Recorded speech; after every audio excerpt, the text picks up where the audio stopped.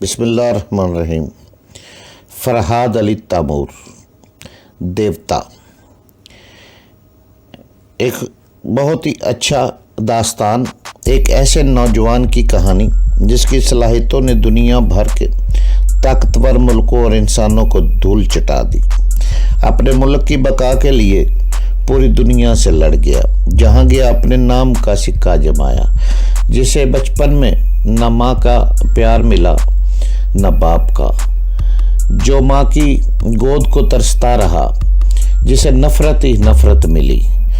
तो जनाब, उसकी तरफ चलने से पहले आप प्लीज़ चैनल को सब्सक्राइब करें, लाइक और शेयर करें, ताकि हर आने वाली किस्त आपको फौरी मिल सके। देवता, फरहाद अली तैमूर, किस्त नंबर 46। आलिया सलाम में वो लापता हो गए। सामी अपने मामू के यहाँ पनाह लेने यहाँ लाहौर आ गई। जिस कोठी का पता अभी मैंने बताया है, वहाँ इनके मामू किराएदार की हैसियत से रहते थे। जब सामी यहाँ पहुँची तो इनके मामू वो कोठी छोड़कर जा चुके थे और मैं वहाँ अब किराएदार की हैसियत से रहता हूँ। सामी वहाँ आई तो मैं इन्हें बता ना सका कि इनके मामू वो कोठी छोड़कर या यह शहर छोड़कर जा चुके हैं। यह तनाह और बेयारो मददगार थी, इसलिए मैंने अपने यहाँ पनाह दे दी। हम बहुत जल्द एक दूसरे से घुल मिल गए हैं। हमने एक दूसरे के मिजाज को इतनी अच्छी तरह समझ लिया है कि अब कुछ दिनों बाद ही हमारी शादी हो जाएगी। जनाब, इतनी बातें मैंने बता दी। अब आप बता दीजिए कि आप ख़ुसूसन सामी के मतलब क्यों पूछ रहे हैं। मैं इसलिए पूछ रहा हूँ कि आप जिसे शबीह नाज कह रहे हैं, वो दरअसल सलमा कादर है। आज से 6 दिन पहले ये पिंडी में थी। इसे अहमद शेख नामी एक शख्स की कोठी में देखा गया है। इसके अलावा कुछ और भी मुल्क के दुश्मन हैं, वो सब फरार हो गए। हम इन्हें तलाश कर रहे हैं। आज इत्तेफाक से ये मोहतरमा नज़र आ गई हैं। आप मेरे साथ मैनेजर के कमरे तक चले। मैं नहीं चाहता कि आप दोनों दूर से एक दूसरे को देखते रहें और मखसूस इशारों से एक दूसरे को कुछ समझाते रहें। आइए। मैं उसके साथ जाने पर मजबूर हो गया। मैनेजर के कमरे में पहुंचने तक हम खामोश रहे। इस खामोशी के दौरान मैंने सामी को बता दिया कि मैं मैनेजर के कमरे में जा रहा हूं। वो अपनी जगह इत्मीनान से बैठी रहे। कोई ख़ास बात होगी तो मैं सोच के ज़रिए उससे रब्ता कायम कर लूँगा। मैनेजर के कमरे में एक तरफ उदेड़ उम्र का शख्स रिवालिंग चेयर पर बैठा हुआ था। उसने हमें देखते ही मैनेजर को कमरे से बाहर जाने के लिए कहा। उसके जाने के बाद मेरे साथ आने वाला शख्स ने उदेड़ उम्र के आदमी को सर कहकर मुखातब किया और उसे बताने लगा मैंने सामी के मुतल्लिक क्या बयान दिया है। वो उदेड़ उम्र का आदमी इंस्पेक्टर था और मेरे साथ आने वाला उसका असिस्टेंट था। इंस्पेक्टर ने उसकी तमाम बातें सुनने के बाद मुझसे कहा, तुम 8 बजे इस क्लब में सलमा कादर के साथ आए हो। इस वक्त 9 बज रहे हैं। इस 1 घंटे में हमने तुम्हारी कार के नंबर के ज़रिए तुम्हारी रहाइश, तुम्हारे मुतल्लिक जो मालूमात हासिल की हैं वो ये है। तुम्हारा नाम फरहाद अली तैमूर है। कोठी का पता वही है जो तुमने मेरे असिस्टेंट को बताया है। हमारे आदमियों ने आसपास की कोठी में तुम्हारे मुतल्लिक मज़ीद मालूमात हासिल की तो पता चला कि सामने वाली कोठी तुम्हारे चचा रहते हैं। तुम्हारे चचा नासिर अली खां ने बताया है कि तुम 3 दिन से लापता हो। तुम्हारे साथ तुम्हारी फूफी और इनकी जवान लड़की रहती है। आज तमाम दिन वो भी नज़र नहीं आई। सच सच बताओ कि वो दोनों कहाँ हैं और तुम 3 दिन से कहाँ गायब हो। मैं अपनी कोठी में था। बात दरअसल ये है कि सामी से नई मुलाकात थी। मैं इसके साथ कोठी में वक्त गुजार रहा था। मैंने अपनी फूफी से कह दिया कि कोई भी रिश्तेदार मुझसे पूछने आए तो कह दे कि मैं मौजूद नहीं हूँ। यही वजह कि चचा जान ने मुझे 3 दिन से नहीं देखा और ना ही वो सामी के मुताल्लिक कुछ जानते हैं। मेरी फूफी और इनकी साहबजादी आज सुबह शाहकोट गई हैं, कल तक वापस आ जाएंगी। वैसे आप सामी पर ख्वाह मुखा शुबा कर रहे हैं। हो सकता है कि सलमा कादर किसी हद तक इसकी हम शक्ल हो। यह सलमा कादर नहीं है। You shut up. इंस्पेक्टर ने जोर से मेज़ पर हाथ मारा। इसी वक्त तमाम बत्तियां बुझ गई। चारों तरफ अंधेरा छा गया। मैंने कहा, आपने तो हाथ मारकर तमाम बत्तियां बुझा दी। आप मुझे जाने दीजिए, सामी तनहा है। खबरदार अपनी जगह से हरकत न करना। मेरे हाथ में रिवाल्वर है, असिस्टेंट इंस्पेक्टर ने गर्ज कर कहा। फिर उसके हाथ में एक लाइटर रोशन हो गया।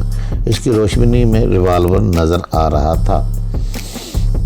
इतने में डाइनिंग हॉल की तरफ से सामी की चीख सुनाई दी। इसके साथ ही फायरिंग की आवाज़ें आने लगी। मैं उछलकर खड़ा हो गया और जलाकर कहने लगा, ये आप लोगों की ज्यादती है। आप यहाँ आराम से बैठे और वहाँ मेरी मंगेतर पर मुसीबत आई हुई है। इंस्पेक्टर ने हाथ उठाकर कहा, तुम भी आराम से बैठो। हमारे आदमी सलमा कादर की निगरानी कर रहे हैं, तो वो फरार हो सकेगी और ना ही कोई ज़बरदस्ती उसे भगा कर ले जा सकेगा। मैं अपनी जगह पर बैठ गया और सर झुकाकर सामी की सोच को पढ़ने लगा। वो सोच रही थी, क्या बात है, फराद खामोश क्यों है। मैंने इसलिए चीख मारी कि वो आवाज़ सुनकर मुझसे रब्ता कायम करे, मगर वो अभी तक खामोश है। मैं खामोश हूँ मगर तुम्हें सुन रहा हूँ। तुम बताओ कि फायरिंग तुमसे कितनी दूर है, इस वक्त तुम कहाँ हो। इसकी सोच ने कहा, इस वक्त मैं 3 आदमियों के नरगे में हूँ। इनमें से एक आदमी को मैंने पहचान लिया, वो भवानी शंकर का मतहत है। वो रिवाल्वर की जरूरत पर जबरन मुझे क्लब से बाहर ले जा रहा है। इसके 2 साथी मेरे आगे हैं और फायरिंग करते हुए मेरे आगे से रास्ता साफ करते जा रहे हैं। अब वो दौड़ते हुए मुझे खींचते हुए क्लब के कंपाउंड में ले आए हैं। दूसरी तरफ से भी मुहतात अंदाज में फायरिंग हो रही है। शायद वो इंटेलिजेंस के आदमी हैं और हमें जिंदा गिरफ्तार करना चाहते हैं। एक कार के करीब पहुंच गए। पिछली सीट का दरवाज़ा खोल दिया है, जबरन बिठाया जा रहा है। तुम जानते हो कोई मुझ पर जबर नहीं कर सकता। मुझे मौत का कोई डर नहीं। अगर वो मुझे शूट करेंगे तो मैं किसी और लड़की के जिस्म में अपना ले लूँगी और फिर एक नई ज़िंदगी शुरू कर दूँगी। लेकिन तुम मेरी ये मजबूरी भी जानते हो कि मैं अपने मौजूदा जिस्म को नहीं छोड़ सकती। मुझे अपने ज़हरी वजूद से कितनी मोहब्बत है, ये तो तुम जानते हो। इनके साथ जाने की दूसरी वजह यह है कि मैं इनके भवानी शंकर तक पहुंच जाऊं। वहां मेरे साथ पहुंचने का मतलब ये है कि मुझसे दिमागी राब्ता कायम करके भवानी शंकर की गर्दन पकड़ने आ जाओ। हमारा प्रोग्राम भी यही था। अब इसके आदमी खुद ही हमारी रहनुमाई कर रहे हैं। तो तुम बताओ, क्या मेरे सोचने का अंदाज दुरुस्त है या गलत। तुम वाकई ज़हीन हो सामी। दुश्मनों को रहनुमाई करने दो। मैं हमेशा तुम्हारे साथ रहूँगा। मैं तुम्हारे पीछे आने की कोशिश करता हूँ। रास्तों को पहचानती जाओ ताकि बाद में मेरी रहनुमाई कर सको। थोड़ी देर बाद तुमसे राब्ता कायम करूँगा। ये कहकर मैंने उससे राब्ता तोड़ लिया। इसी वक्त तरीकी जो छाई थी वो कमरा रोशन हो गया। इंस्पेक्टर बदस्तूर रिवाल्विंग चेयर पर बैठा हुआ था और असिस्टेंट मेरी तरफ रिवाल्वर ताने खड़ा था। और इस दौरान एक शख्स दौड़ता हुआ आया और इंस्पेक्टर के सामने अटेंशन होकर कहने लगा, सर वो लोग उसे ले गए। उन्होंने मेन स्विच ऑफ कर दिया था, फिर वो फायरिंग करने लगे। हम इनकी तरह तरीकी में अंधाधुंध फायरिंग नहीं कर सके क्योंकि दूसरे बेगुनाह लोग मारे जाते। वो उधर भाग गए हैं। गोलियों का निशाना बनाया लेकिन फिर भी वो निकल गए। हमारे 2 आदमी जीप लेकर उनका पीछा कर रहे हैं। बहुत कमाल कर रहे हैं, इंस्पेक्टर ने तनती अंदाज में कहा। आदमी उनका रास्ता रोक न सके। इतनी तलाश के बाद वो लड़की नज़रों में आई थी, उसे भी वो ले गए। तुम सब नकारा हो। अगर वो हाथ ना आई तो मैं सबको डिसमिस कर दूंगा। फिर वो अपने असिस्टेंट को हदायतें देने लगा। वो ट्रांसमीटर पर इनसे राब्ता कायम करे जो सलमा कादर और उसके साथियों का पीछा कर रहे हैं। मैं तदबीरें सोचने लगा, किस तरह इन लोगों से निजात हासिल करके शामी तक पहुंचा जाए। मुश्किल ना थी। मैं इंटेलिजेंस वालों को कोई नुकसान पहुंचाकर वहां से फरार नहीं होना चाहता था क्योंकि वो मेरे ही मुल्क की सलामती के लिए परेशानियां उठा रहे थे।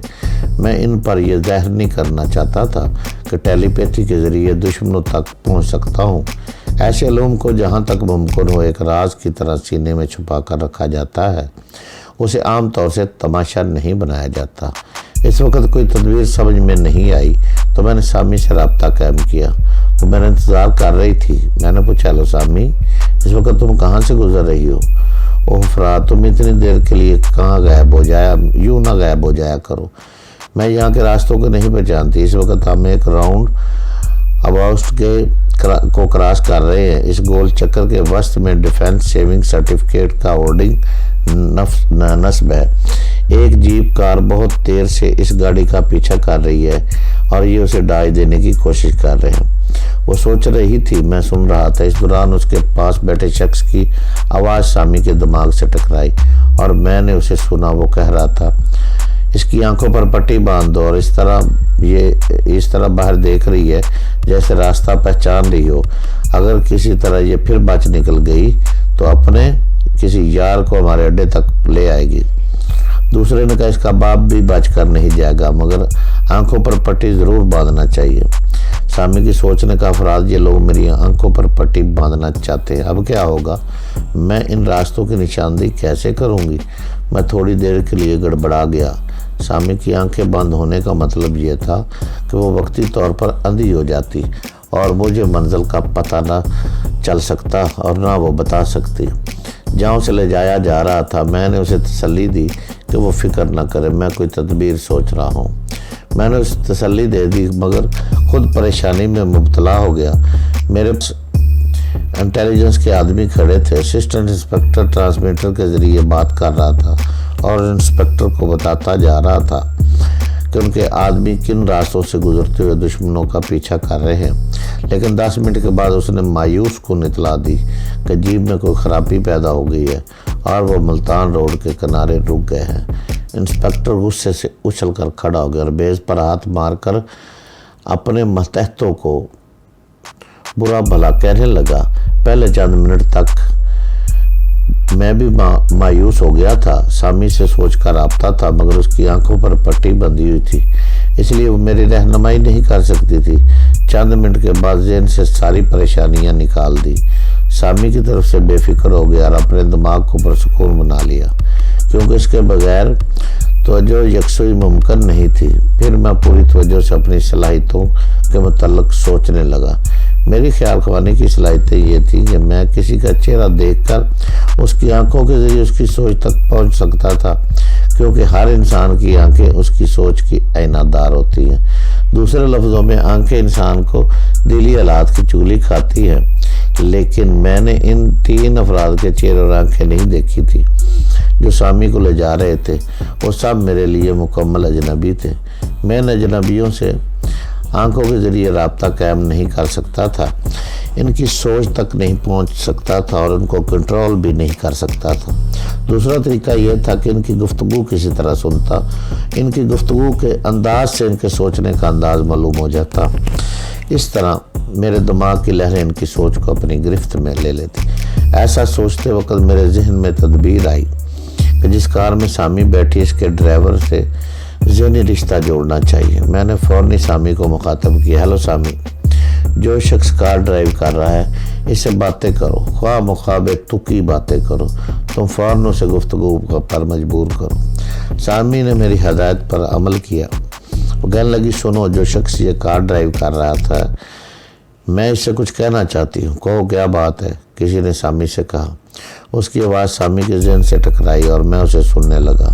सामी ने कहा, ये पूछना चाहती हूँ कि तुम मुझे कहाँ ले जा रहे हो? जहन्नम में। जहन्नम कितनी दूर है? जितनी भी दूर है, अब कोई हमारा रास्ता नहीं रोकेगा। तुम इत्मीनान से बैठी रहो।